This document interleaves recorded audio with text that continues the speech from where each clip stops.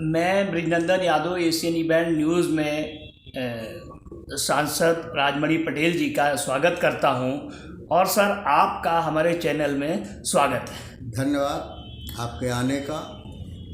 जी sir, मैं आपसे विशेष बात करने आया हूँ। वो इसलिए करने आया हूँ क्योंकि जिस तरीके से राज्य में सत्ता परिवर्तन हुआ, सत्ता परिवर्तन के साथ भारतीय जनता पार्टी ने जिस तरीके से पिछड़ा कार्ड खेला, आपको क्या लगता है पिछड़े कार्ड में वो पिछड़ों को गोलबंद करने में लड़ाई की स्थिति होगी या नहीं होगी?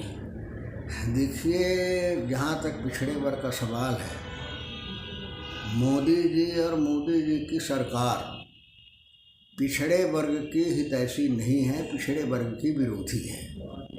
और ये बड़े सुनियोजित तरीके से जहाँ पिछड़े वर्ग के विकास का सवाल होगा, जहाँ पिछड़े वर्ग के हक और अधिकार का सवाल होगा, जहाँ पिछड़े के स्वाभिमान और सम्मान का सवाल होगा, वहाँ पर भारतीय जनता पार्टी और उनके नेता आदरणीय मोदी जी कुछ करने के लिए तैयार नहीं हैं।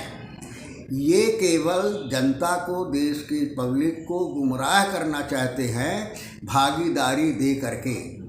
मुख्यमंत्री बना लिया पिछड़े वर्ग का, अब ये मैसेज दे रहे हैं कि हम बड़े पिछड़े वर्ग के हितैषी हैं। लेकिन जिसके बनाने से पिछड़े वर्ग का कोई हित नहीं हो, वो पिछड़ा वर्ग हितैषी कैसे हो सकता है?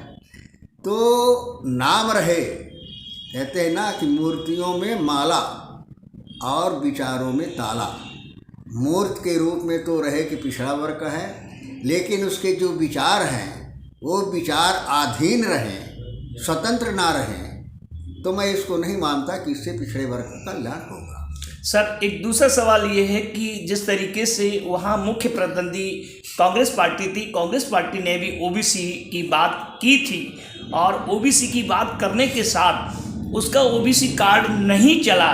लेकिन क्या आपको लगता है 2024 के लोकसभा चुनाव में भारतीय जनता पार्टी अपना ओबीसी कार्ड चलाने में कामयाब होगी? कतई नहीं होगी, क्योंकि अब लोगों के समझ में आ रहा है जिस तरह से पिछड़े वर्ग की से सेंसस की बात है। एक वर्तमान में अहम मुद्दा है जी। जो सारे देश के लोग पिछड़े वर्ग के सेंसस की मांग कर रहे हैं।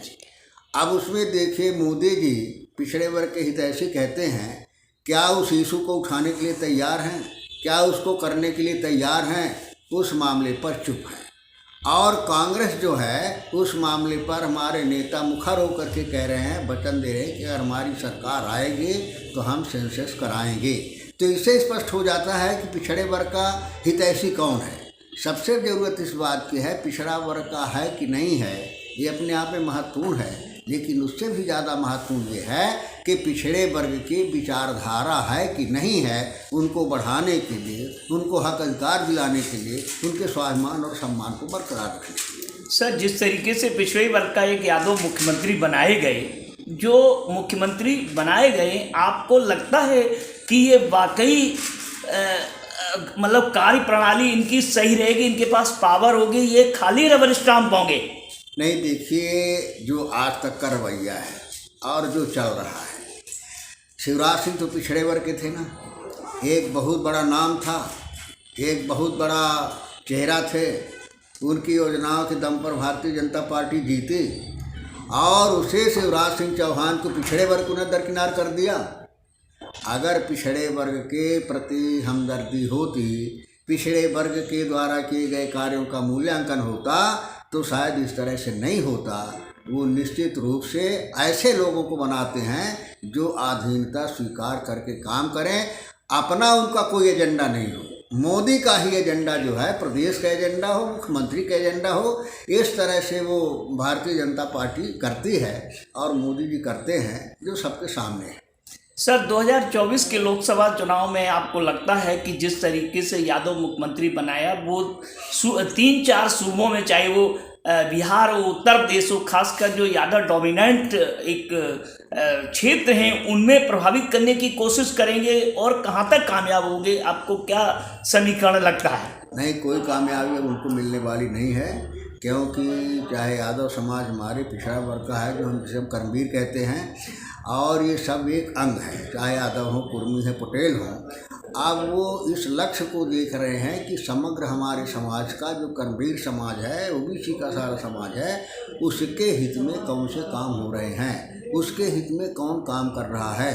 अगर उसके हित में काम दिखेगा तो जनता उसके साथ जाएगी, अन्यथा नाम से, जात से अब जनता जाने वाली नहीं है।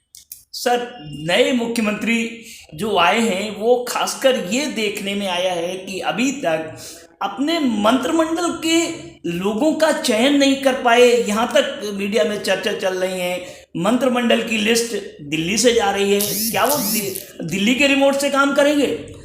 निश्चित रूप से जिस तरह की परंपरा है वो निश्चित रूप से उनको करने की स्वतंत्रता नहीं है। मुख्यमंत्री हैं, लेकिन लिस्ट नागपुर से आएगी, दिल्ली होकर के जाएगी, अब भोपाल में उसकी घोषणा हो जाएगी।